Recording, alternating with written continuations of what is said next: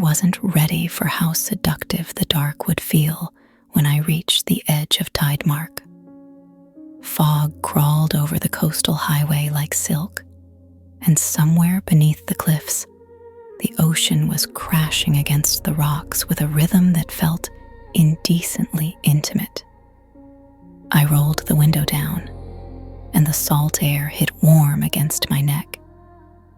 It felt like a tongue, slow, confident, familiar. I shouldn't have missed this place, but my body betrayed me before my mind did.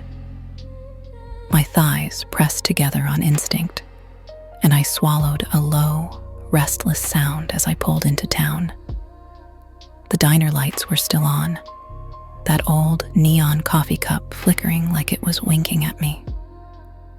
The sight should have annoyed me, but instead, it made something low in my stomach tighten.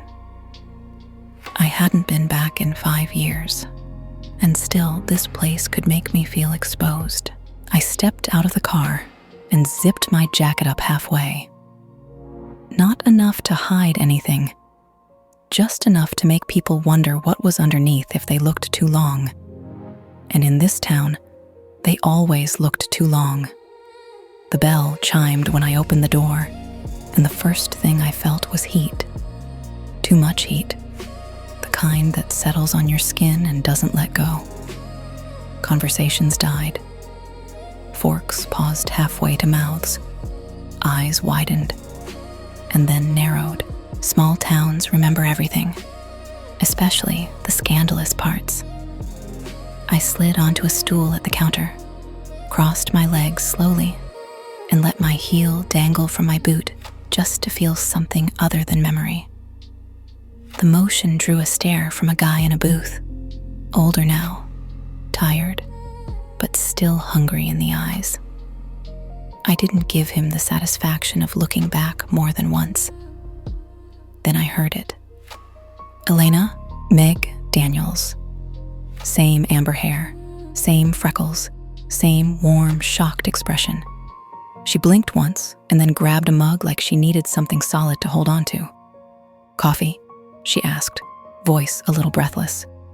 Black, I said, low. Please. She poured, glancing up every couple of seconds like she was checking if I was real.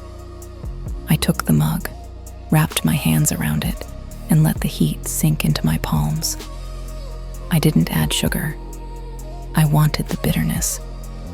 I needed it. The bell chimed again, and that's when my pulse finally tripped. He walked in like the night belonged to him. Broad shoulders under a sheriff's jacket, dark hair damp from fog, jaws sharp enough to cut through whatever resolve I had left. Caleb Reese had always looked good, but time had carved him into something devastating. A man built from long nights, bad decisions, and muscles that made uniforms an unfair advantage. He spotted me. His whole body went still, just for a heartbeat, before he masked it like he was trained for this. His gaze dragged over my face, down my throat, pausing at the V of my jacket, then back up like he hated himself for looking. My entire body lit up like someone touched a match to my skin. Elena, he said, voice low, rough, a little dangerous. He didn't say my name like a greeting. He said it like a memory. I picked up my mug and tried to look unaffected, even as heat pooled between my thighs just from hearing him speak. Sheriff, I replied softly. His jaw flexed.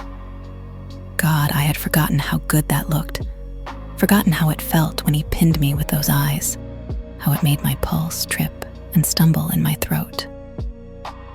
You're not supposed to be here, he murmured. And there it was, the tension snapping tight between us, hot and thin as wire. Nice to see you too, I said, letting my voice slide into something smooth and a little sharp. I wanted him to feel it. I wanted him to remember. Everyone was staring now, pretending not to. Even Meg looked like she was about to drop the plate she was holding. Caleb moved closer, slow and deliberate, stopping just a breath away. Too close for comfort, too close for sanity. My nipples tightened under my shirt, and I prayed the jacket hit it.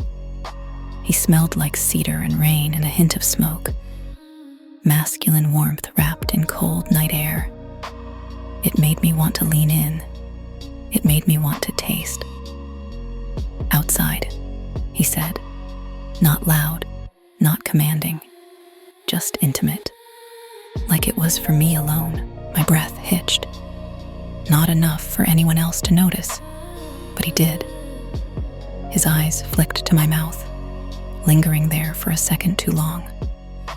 I set my coffee down slowly. "If you wanted me alone, Caleb, you could have just asked." Something dangerous flickered in his eyes, something darker than annoyance and hotter than anger. The kind of look that strips a woman down without touching her. "I'm not asking," he said quietly. Heat rushed through me, low and insistent. God, I hated how much I liked it. I slid off the stool and let my shoulder brush his as I moved past. The contact sent a jolt through both of us, and he exhaled just once, sharply, like he'd been hit. It wasn't loud, but I heard it, and I felt it. Outside, the fog curled around us, thick and intimate, the kind of night that presses bodies closer, just so they don't get lost. Caleb stood in front of me, close enough that I could feel the heat pouring off him. His voice dropped lower, rough velvet against my skin. "Why are you back?" I reached into my jacket and pulled out the envelope. His eyes tracked my hand, then my lips, then the letter. He didn't touch it at first. He just stared at me like he was trying to read every secret I hadn't said yet. When he finally took it, his fingers grazed mine, warm, calloused, deliberate. A spark shot straight down my spine. I bit my lower lip, and his eyes flicked there again, darker this time. He opened the envelope, read the message, saw the photograph. His jaw tightened. His nostrils flared. He looked up at me, and there was nothing professional in that stare. Nothing calm, nothing distant. "When did you get this?" he asked. "3 days ago. And you came here alone?"